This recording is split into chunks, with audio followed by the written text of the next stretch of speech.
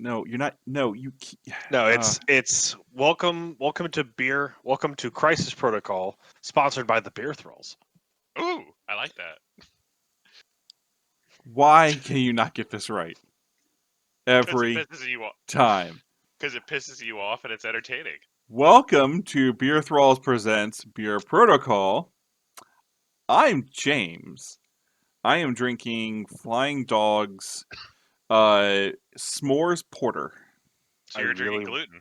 I'm drinking gluten because I don't give a crap. I will give a crap. Continues drifting on me. You will give a lot of crap later. I originally thought you were going to say I'm drinking Flying Dog's rum and coke. That's a weird. Comes. I don't know how I feel about that. Well, while you're deciding, Flying Dog's rum and coke. No, the Flying Dog's s'mores porter. It's got the porter taste, but it's got like a little bit of a taste of not real mushrooms. That mushroom like squirty stuff you get. Do people use that? I don't even know what you're talking about. Yeah, it's like canned like mushroom spray stuff. Anyway. Ew. Hi, Jake. Hi, I'm Jacob. Today I have Hardywood's Raspberry Stout. Ooh, that's some good stuff. Made a chocolate stout made with Virginia red raspberries. I'm not going to try to show the camera. It is dark. Much like I'm okay on it. It's got a nice sweet taste. The chocolate is a little heavy up front for me. Oh, that's sacrilege. That's the best part of a chocolate stout. Yeah. Unless it's a chocolate espresso stout, then I want forward espresso with the back of chocolate. Yes. You have to have that kick of coffee, and then it mellows out with chocolate. I actually think I would like this more if it was a coffee stout. Well, Hardywood does have a coffee It's stout. still pretty good, but does it have raspberries?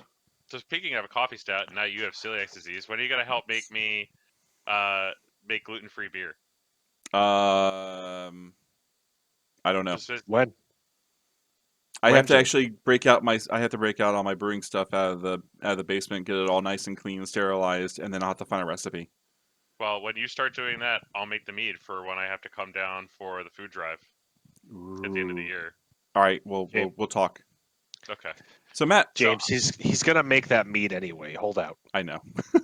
Actually, no, I have not had time to make mead for like the past 8 months. So if James pulls up his end, I'll force myself to have time to make mead. Mm-hmm. All right. So what you got? Who are you?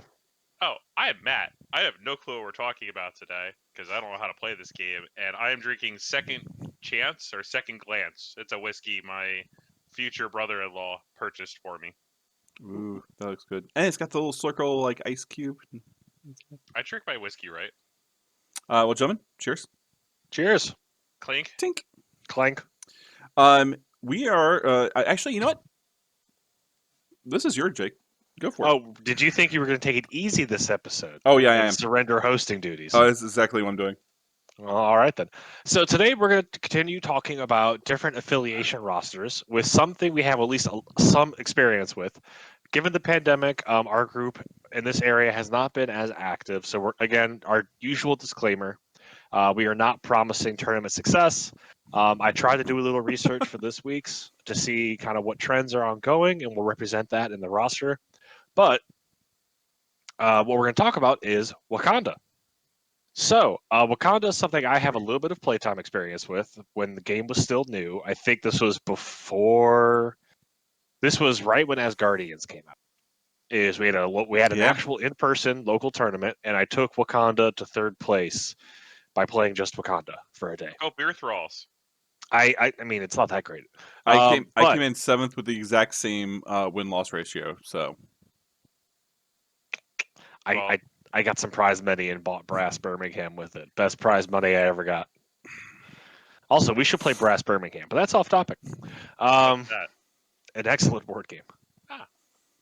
So, in general, Wakanda, its membership is a lot smaller than our last Avengers. So, what we're going to see in this roster is you still bring 10 people, and what's relatively common for rosters with small membership is you'll pair them with another affiliation. That wasn't necessarily the goal of the series, but just for sort of demonstration, We do have 2 affiliations this roster could work with today. This is partially based on some of my reading and listening I was doing, but I built a Wakanda-focused roster with an ability to slide into A-Force, the newest affiliation in the game. Which, strangely enough, seems to be a lot of lists are able to do this if you take She-Hulk. Partially because A-Force is simply the heroic women of the Marvel Universe for the most part. Half of Wakanda, as is, with no modifications, is women, and they're all in A-Force. So all you have to do is swap Black Panther with She-Hulk, and you have an A-Force list for 2 more threat. So it's very easy to do with Wakanda. So is that why last time we had A-Force as well? It's just because it's just the way it is? It's just because it worked out that way, yes. Okay. A-Force, Avengers, and Cabal are all pretty easy to have as a backup affiliation simply because they're so big. They have so many members that you likely have overlap. Yep. A-Force, I think, A-Force and Avengers are a little more egregious about it than Cabal is right now, just because on average there's more heroic characters than not. Right. So let's get into it. So for any Wakanda list, you're going to start with Black Panther. He's got to be there. And this might inform some of your sort of thought point on what the affiliation can do. Black Panther is a very stable defensive piece. He can take hits about as well as Captain America, or at least up until he gets wounded. So just don't throw him away needlessly. You should be okay.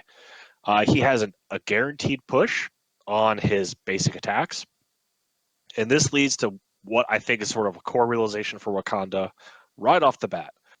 Wakanda is not particularly good as an affiliation at stand-up, knockdown, attrition fights. Totally want to just go ahead and edit that. So it's like, Wakanda's not really good.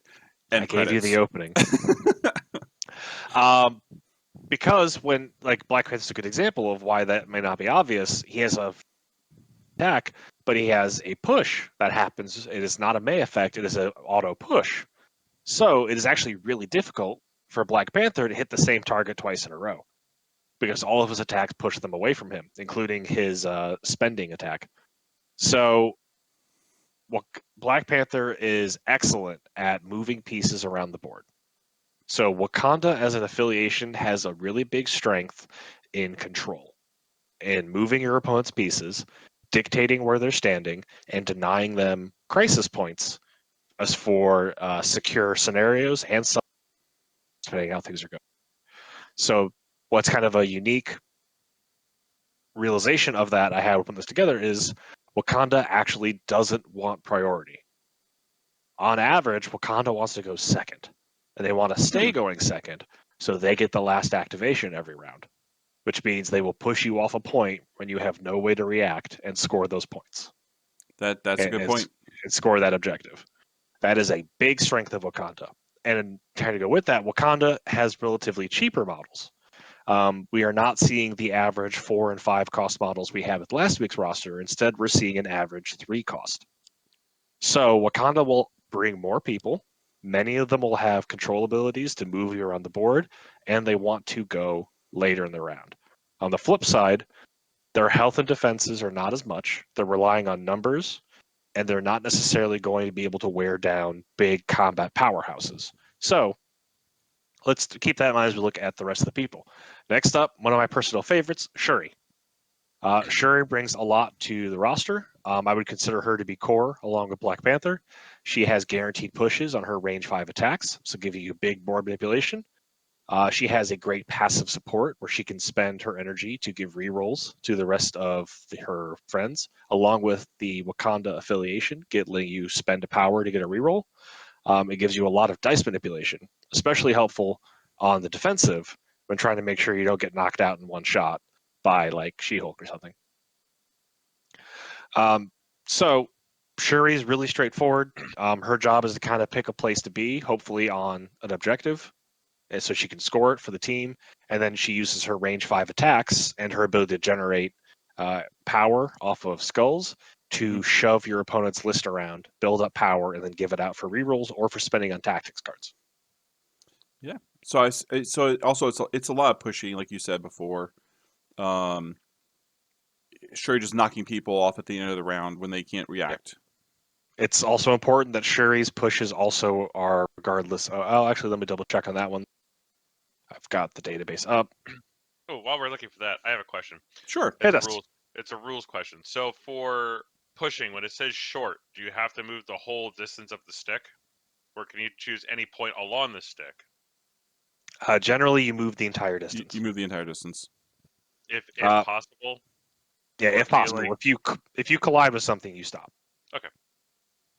What's worth noting as well is in order to contest an objective or be considered to be contesting, as with picking up objectives, it is range 1.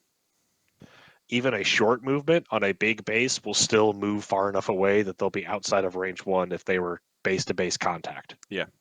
So a short push is more than enough to get someone off of the objective in almost all cases, as long as you have a clear path where you can push them the full distance. Cool. Okay. Okay. We're gonna talk about Okoye next. I think Okoye is another great You didn't piece answer your at 2. question. You were looking up to see if. Shuri pushes regardless of size. Okay. Okoye does not necessarily bring pushes, but she brings a bodyguard to the list, which is potentially strong for sort of forcing damage to go where you want. She has a solid ranged 4 attack for keeping up some pressure if she needs to, and she is pretty decent herself defensively. She tends to, if you are stuck in an attrition scenario, Okoye can help you sort of take heat off of your important pieces long enough to score an objective point. So, I understand Okoye. I understand Shuri. I mean, I'm assuming your core right now is Black Panther, Shuri, and Okoye. In many situations, yeah. But those are pretty easy choices. Why Killmonger? That seems like a very odd man out to put in your list. So, Killmonger is part of the Wakanda affiliation. And you know what? He actually is kind of the odd man out for a control-focused Wakanda list. In fact, some of the research I was seeing, people are actually not taking Killmonger as much anymore. He's being left off of several Wakanda lists. I'm including him because we're doing this specifically to talk about Wakanda and what it brings to the table. And Killmonger excels at a different kind of control.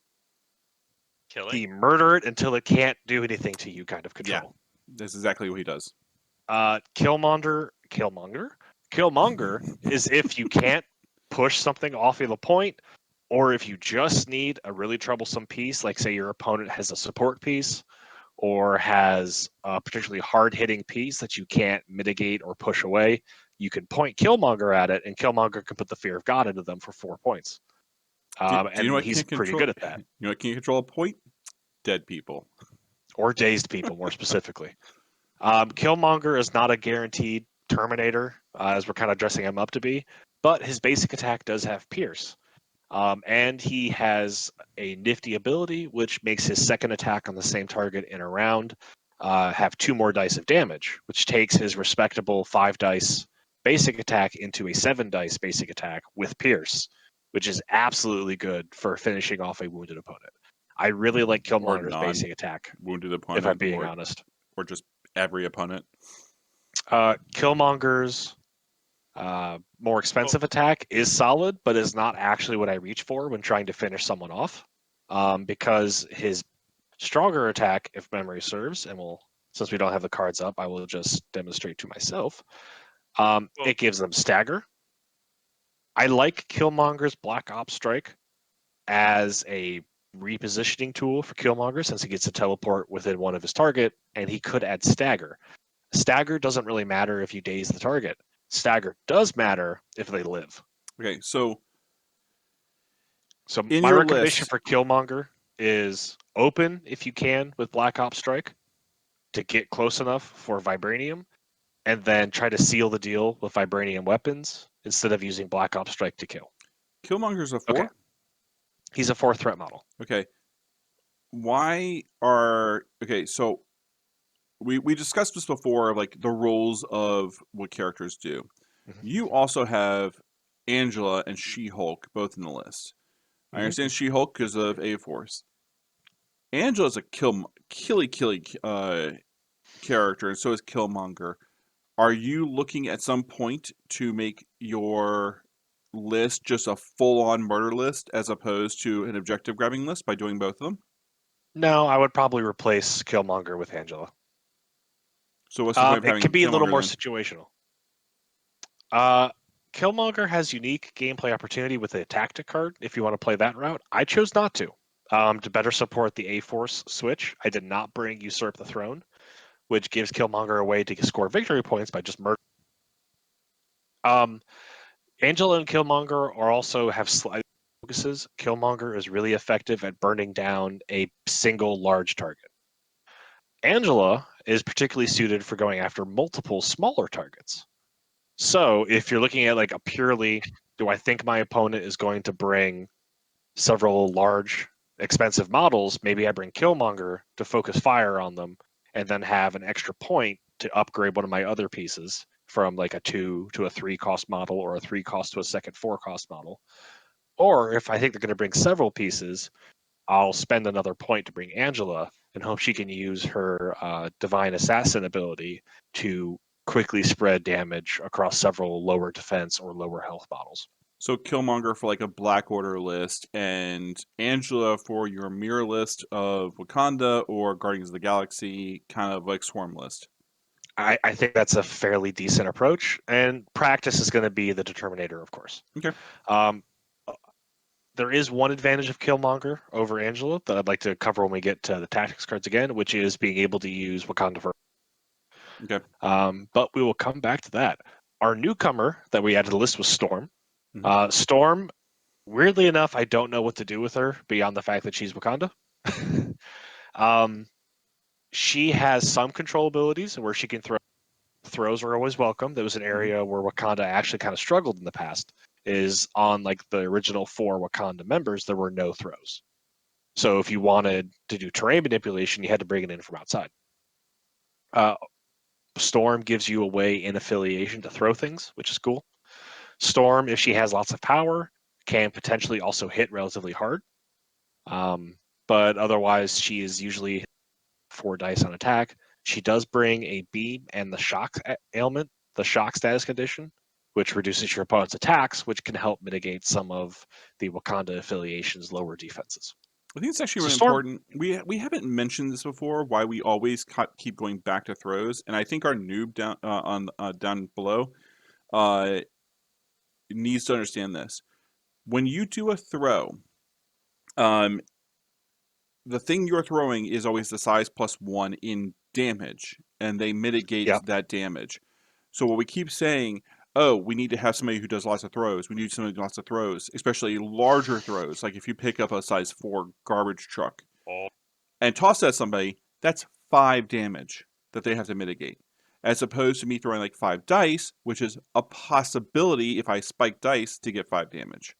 So yeah. when we say you have to have somebody who does throws, that's you need to have a person in your list that's able to do that to kind of go against people who have um, high defense. high defense or even like not even high defense, but just to guarantee that you're going to have some damage being tossed at somebody. So just want to throw Yeah. that in there. But Oh, always worth now noting. I get Angela. Why she's so good?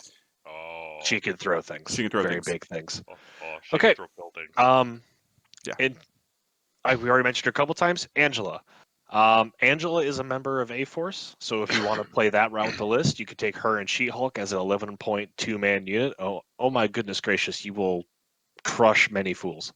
Angela, I think, is also a good drop into Wakanda, either to help deal with a mirror match situation, or similar to Killmonger, if you just need to murder things. I would not take both Angela and Killmonger in the same Wakanda list in almost any circumstance. That's too many points wrapped up in murder. I think I for agree. what you're going to want to accomplish. Angela does have some interesting properties for control where enemies cannot move through her base like they can other models, and she has a large base. So if you were to push someone off a point, or if you were to throw an enemy model backward, and before they get a chance to activate, like say your opponent just has a bigger party somewhere else, Angela was able to move in between. Now they have to move around her, which could, for if certain models, based on how much they can move, really hamper the game plan. Angela's also very, very, which is always good to see for high cost models. Sorry, She has you blinked out for a sturdy. second. Okay, she's sturdy. Okay. She has 4 defense across the board. She has a large pool of health, and her special ability says your opponent cannot change or re-roll their attacking dice against her. So your opponent is stuck with whatever they roll on the first roll. Which again, dice are dice. That could be good or bad. But several teams will bring tools to mitigate some of the dice randomness of it, and Angela says they don't get to use those tools.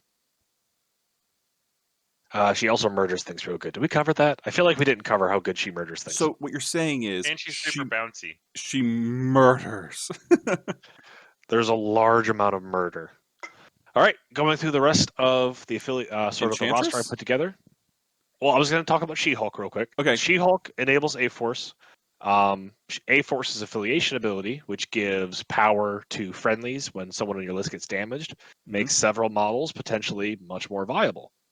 Or at least it gives you new interesting ways. Like Shuri, for example, could generate power on her own turn, or even on her own defense, but with the A-Force affiliation, say you have Shuri in a good spot, you could funnel energy to Shuri throughout the entire round to then give out as rerolls. I don't see her being one of your go-tos, even for, like, I was using She-Hulk as the that thing needs to die character. I see your Killmonger or your Angela filling that role. I see her just being like I just need to go to A-Force. And to be fair, my A-Force pick here is to cover one of Wakanda's weaknesses, which is large threat games. Like if your opponent is throwing down, like your opponent has priority and chooses like a 19 threat scenario, you could take all of the Wakanda models and still have 3 more threat to go. Yeah. So rather than doing that, you could switch to A-Force, spend 11 threat on a core roster of Angela and She-Hulk, have a really solid basis to start with, and you've still got 8 threat to spend on potentially 3 more A-Force models. So let's talk about the rest of the people. Now, I want to get back to that point, Yes. and I want you to remind me about your objectives, the extracts and the secures, because I did want to talk about that. Forget about the extracts and secures. Appreciate that. Thank you. In this roster, I also have Black Widow. Black Widow at 2 points gives you the option of playing a lot of models at low threat counts, which is where Wakanda can be particularly strong. Not Agent Widow, Black Widow. Black Widow specifically, the 2 threat one. She also still has long movement and stealth, so she is potentially a good candidate to go run and sort of go around the board and hit an opponent's sort of backfield or threaten an objective score they weren't expecting. Ghost Spider is not affiliated with anybody on the Spider? 2. She's Ghost Spider. Oh. But Ghost Spider, for a control-focused Wakanda list, brings 2 good tools.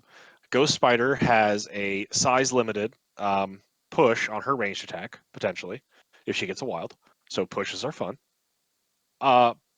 Size 2 or less, she's what she's limited to. But she also has Webline for 2 power, which lets her push an enemy character within 4 and in line of sight toward Ghost Spider short.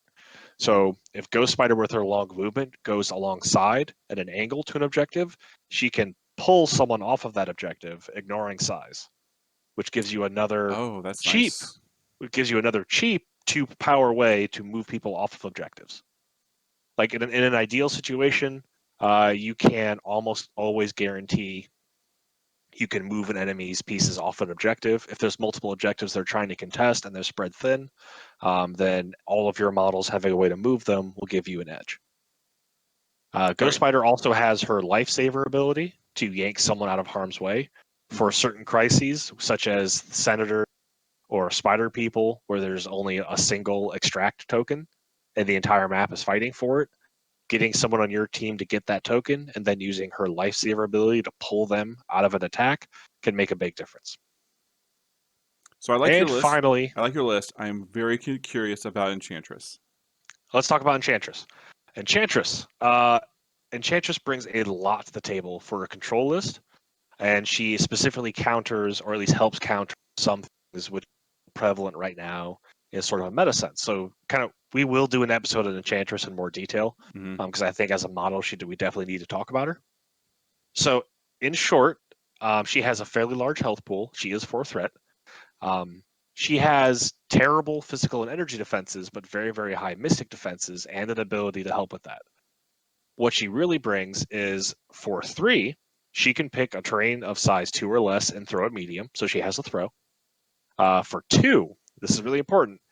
For 2 power, she can choose an enemy character within 3 and advance them short. This is not a push or a pull. She gets to freely choose the direction, and it only costs 2. And a character can be made to advance only once per turn, but the power itself can be used multiple times per turn. Oh wow! And it's only enemy. So only enemies. Okay. So if Enchantress is sitting on 4 power at the start of her turn, which as Guardian she does get an extra power each power phase. Mhm. So turn 2, if she hasn't done anything, she has 4 power. She can walk up and move 2 models off of the objective. Or 2 which- models closer together to basically hit both of them if you have like She-Hulk or something. Correct. Her basic attack, Spurn Defection, is a beam, giving her potential to hit lots of things. She gets a guaranteed power off of it. At 5 dice, she's probably going to do at least a little damage. But if she gets wild, she gets sap power. So before damage is dealt, she takes power away from enemy models and gives it to herself. So depending on how many models you catch in the beam, Angela can probably generate enough to do either her throw or Siren's Call to move them. Finally, her last thing that's really important for an objective game is her ability Amora's Kiss. She chooses an enemy character within range 1, and she moves an asset or civilian token that the enemy is holding onto herself. So she can steal objective tokens from your opponent without having to tase them with Spider-Man Miles Morales or knock them out with attacks. And with her Siren's Call, she can either force them to come to her by advancing them short, or she can use her medium movement to get to them. If you have a lot of power, the more ideal situation might be to use Siren's Call, force them to come to her, use the Kiss to take the objective token, and then you've got her 2 actions to either move away or maybe move away and do sap power or do her beam attack or just double move and be behind terrain. I really like your list. Oh, because Enchantress also has flight. I really like your list. I would probably, and I know where you're going with it, and I would probably remove Black Widow and put in Toad. Especially if you're playing a, I got your nose. Like I steal your objective with Enchantress, and then Toad can grab it from her and run away. So you're basically Potentially strong. Yeah, it's potentially strong that way. That's the only thing I would probably say with that list is, and then I probably know that in your top 15, that Toad was in there somewhere. No. I did think about Toad really briefly. He's got strong objective gameplay. I kind of liked Black Widow here for kind of the really... She's easy to put in places, and she does her job well. She's not terribly special. She does have A4 affiliation. So depending on how things play out, if I need to have some other model to fill in, or if I want to use an A4 tactic card, it's easier to do with Black Widow. So who was number 11 on your list that didn't quite make the cut? Drax. Really? Why? Because Drax has Headbutt, where he can, with a wild, push someone of any size short. So Drax can run up and headbutt people off the control point.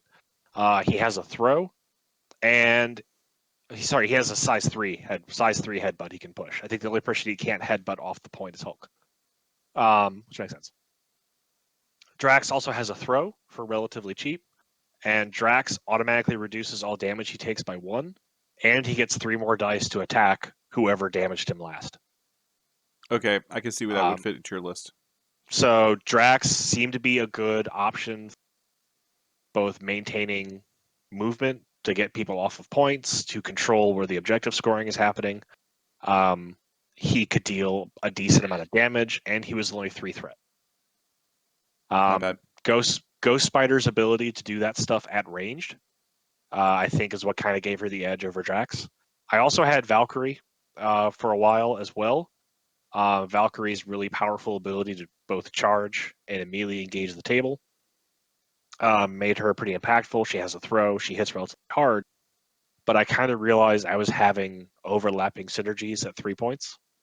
Okay. Valkyrie wasn't really doing a whole lot of things that if I really wanted something to get killed, I would send Killmonger or um, Angela, probably over Valkyrie. And if I wanted to have sort of energy for doing throws, I could also use Enchantress to do that similarly, while still having Enchantress' other abilities. And Ghost Spider was more useful for dealing with really spread out objectives, because Ghost Spider had her long range enemy manipulation as well as just a long movement. Okay. Good. Good. It's also worth noting Ghost Spider can move, hit someone, and then move. So Ghost Spider really can cover just a huge amount of the table while still throwing some dice. One last thing to note about playing a control heavy list is you actually, in some cases, want characters that only deal 4 damage or only have 4 dice for the attack.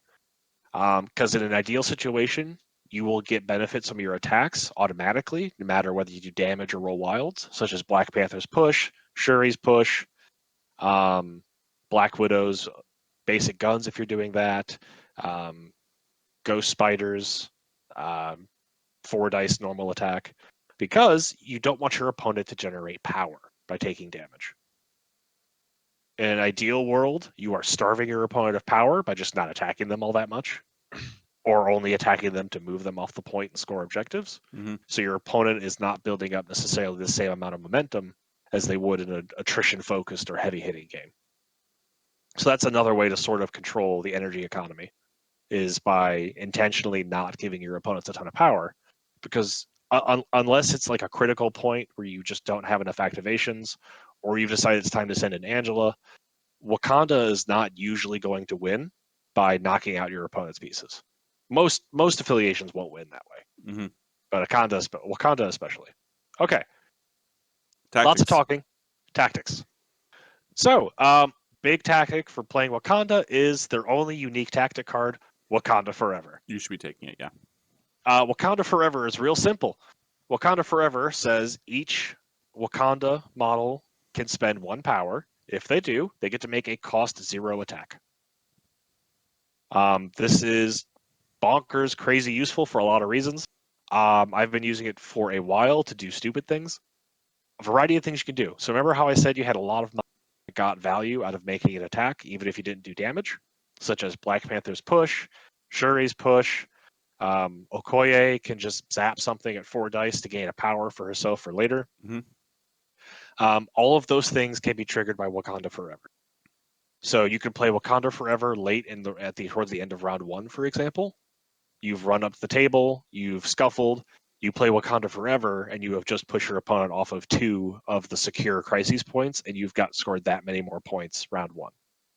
Or like I've used in the past, you could have your entire list pile into a single target, especially with Killmonger involved, and do a lot of damage very quickly before your opponent has a chance to respond or use any of that power that you gave them.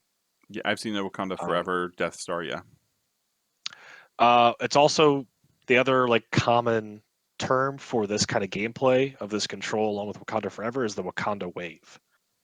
That's basically a game type where you move up the board, either using your normal attacks or Wakanda Forever, and just continue to push your opponents off of the objective, especially for scenarios like Gamma Wave, which is what gave it the name.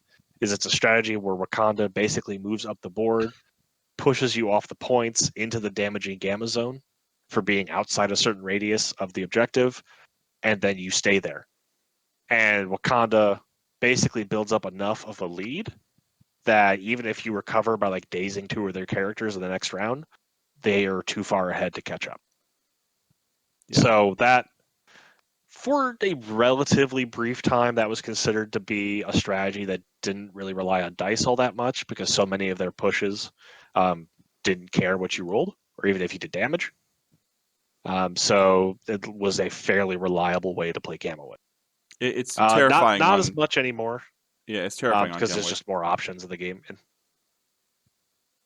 Next up, Advanced R&D. I brought that one because there's a decent chance someone, no matter what affiliation you're playing, is going to have a bunch of energy on them.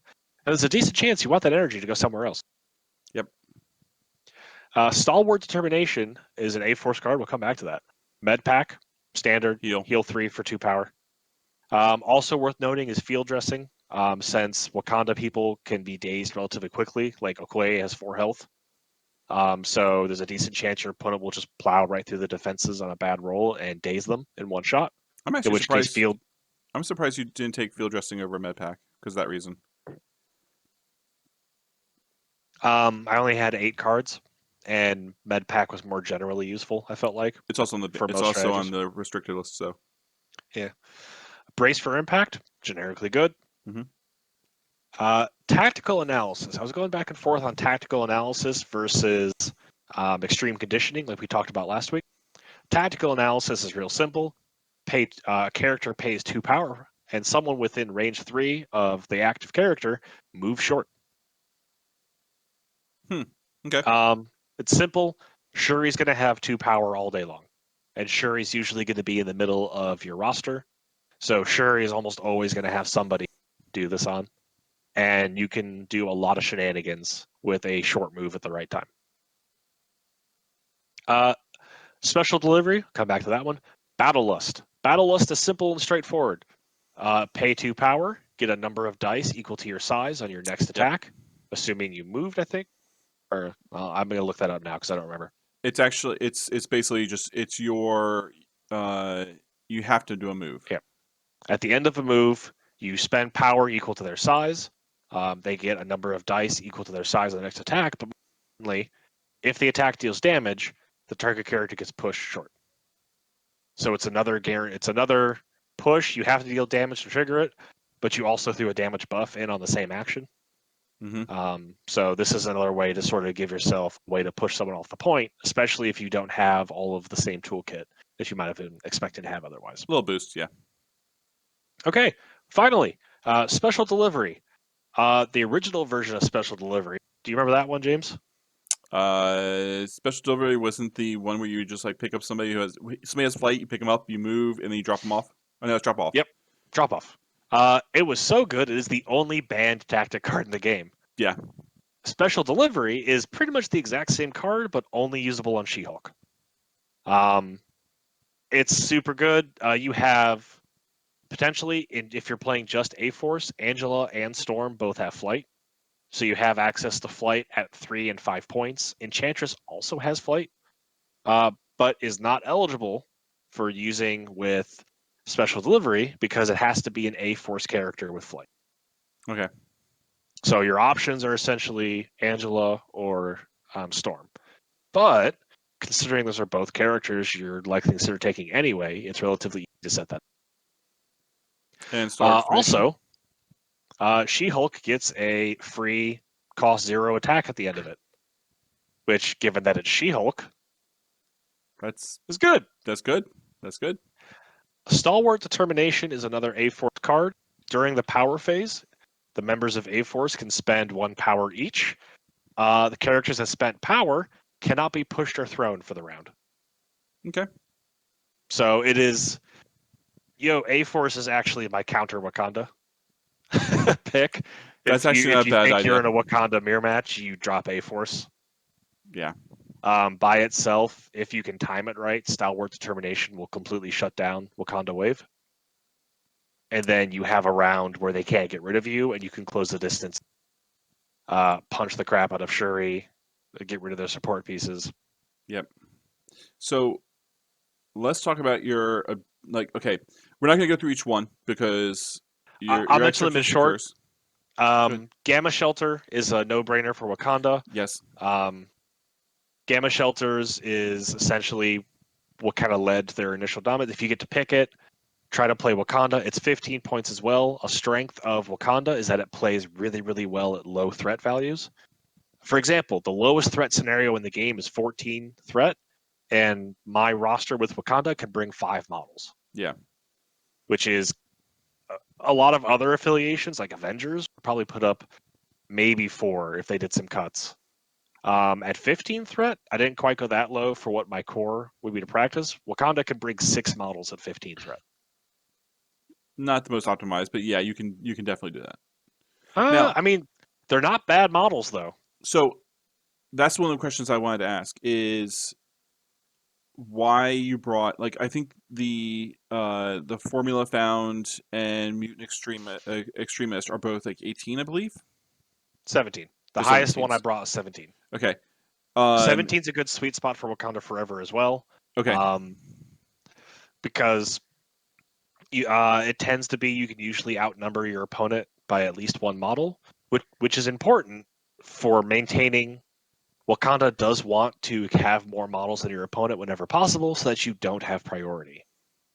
All right. So that's what Because I was asking. the advantage is going last on the round, so you have a chance to push them off objectives before they can score them.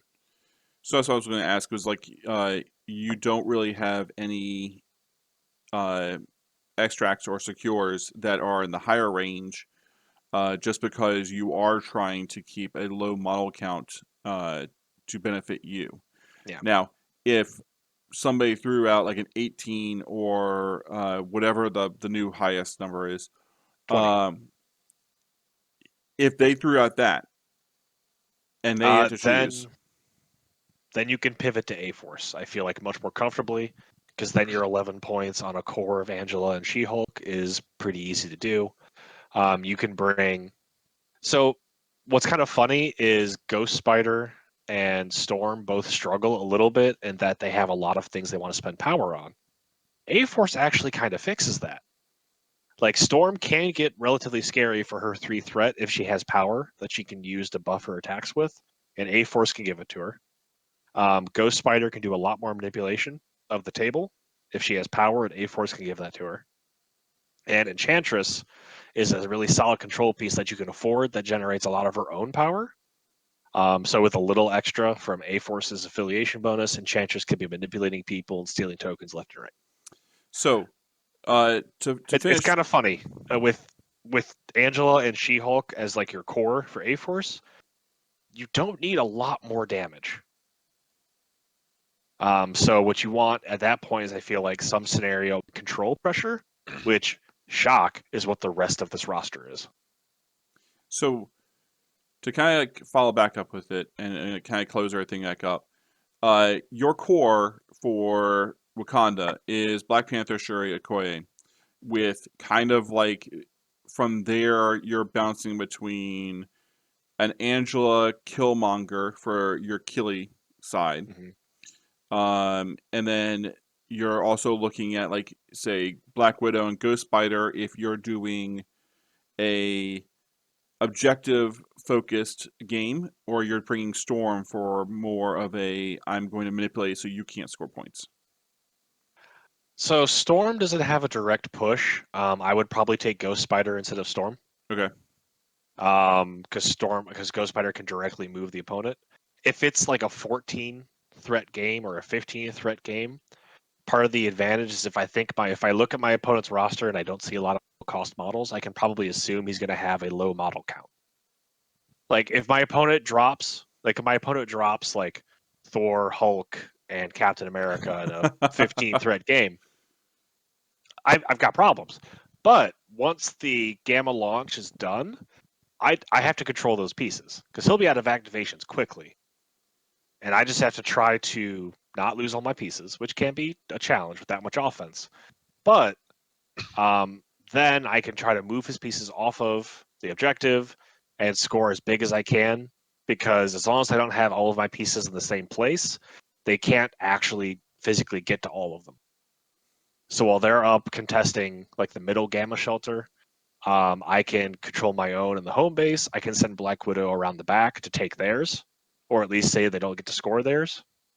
And at the end of the round, I still have someone pull them off of their home base for a cool 3 points, or I can push Hulk and Thor off of the middle to score 2. Cool. So final thoughts. So real quick, I just want to point out for other crises and why Deadly Meteors. I saw someone point out Deadly Meteors is just Gamma Shelter tilted. Yep.